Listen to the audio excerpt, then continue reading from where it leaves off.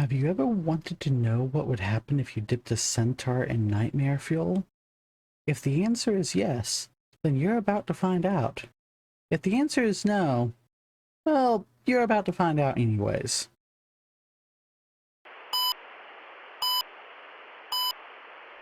Ashes, ashes, we all fall down. Today we take a look at what may be the most terrifying creature in Orcadian folklore, the Nuckelavee.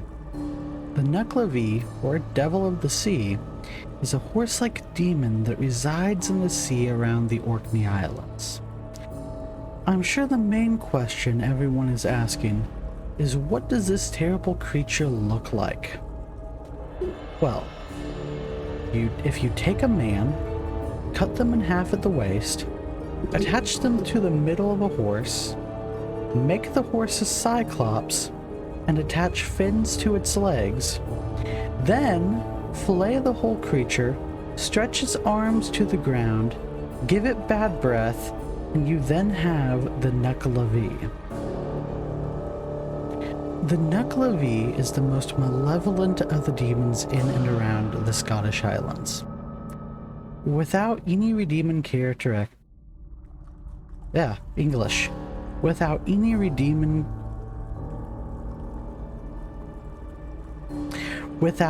redeeming characteristics, the only entity able to control it is the Mither of the Sea, an ancient spirit in Orcadian mythology who keeps the Nuckelavee confined during the summer months. In common with other mythical sea creatures, with the possible exception of kelpies and the Nuggle of Shetland, it is unable to wade through fresh flowing water. In other words, if you find yourself in the Orkney Islands in the winter months, make sure to have your super soaker with you at all times. And I don't mean the cheap super soakers that barely get someone wet. I'm talking the good ones that can really put out a constant stream of water, like the one I had as a kid.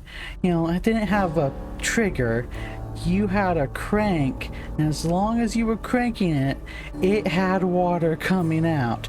You would be soaked in seconds.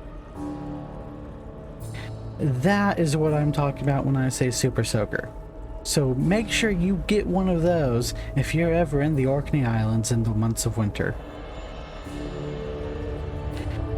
The Nuckelavee's breath was thought to wilt crops and sicken livestock, and it was considered responsible for epidemics and drought.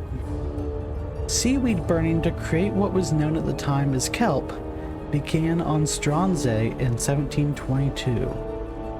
Kelp was an alkali mainly used to treat acidic soil. Although as time went on, its commercial importance in soap and glass manufacture increased.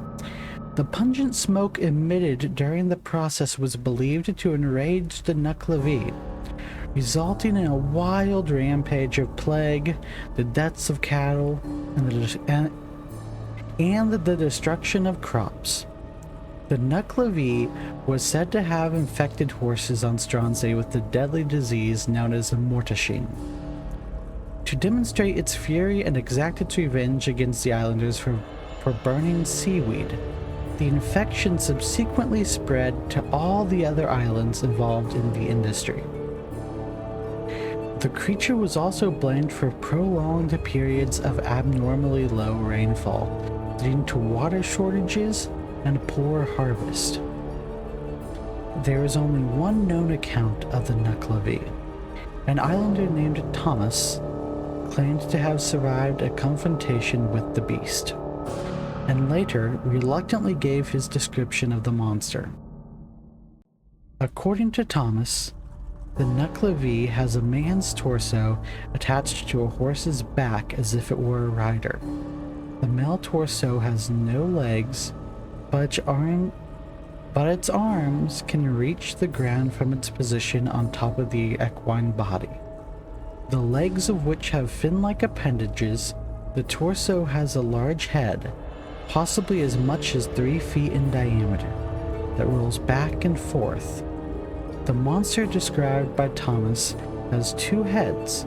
The equine head has an enormous gaping mouth that exudes a pungent, toxic vapor, and a single giant eye like a burning red flame.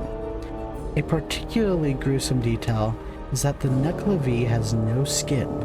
Black blood courses through yellow veins, and the pale sinews and powerful muscles are visible as a pulsating mass. Thomas knew he couldn't outrun the creature, but he did buy himself enough time to escape to the other side of a small stream when he splashed the creature with water from a nearby lock. And that's it for this episode. I hope you all enjoyed learning a bit about the Nuckelavee. I hope you'll join me next time as we dive into more cryptids, folklore, and urban legends.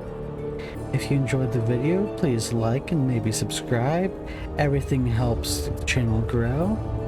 And I will see you next time.